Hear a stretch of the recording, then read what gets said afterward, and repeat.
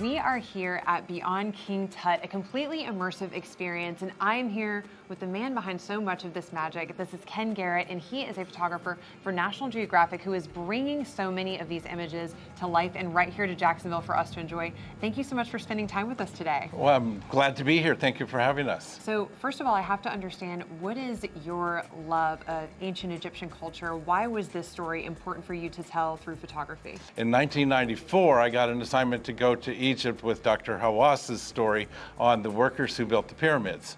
So I did a story on the old kingdom in ancient Egypt, starting kind of in the beginning, and I was completely fascinated by that, and I've been working there ever since for the last 30 years. So you stayed dedicated not only to that craft, but also to that mission of bringing a lot of this history to life. So how has your career evolved over the years, and how do you feel seeing it come to life like this? So I'm a content provider as much as a photographer. If I have to tell a story about 500 years of the Old Kingdom or 500 years of the New Kingdom, I only have 24 pictures maybe to tell that story with.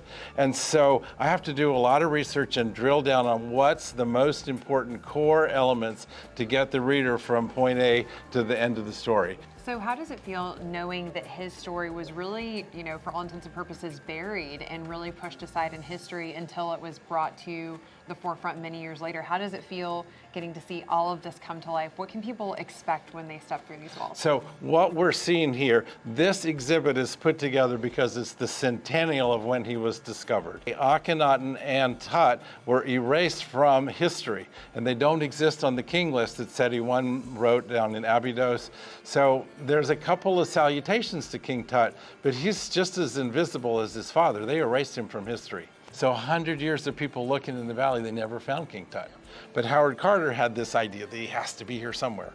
So he kept looking and he kept looking and he kept looking, and then he found the entrance to King Tut's tomb. So it's the only one where we actually have grave goods, because all the other ones were looted in antiquity. So he's a young boy, ruled for 10 years, but his grave goods tell us so much about Egypt that we didn't learn from any of the others.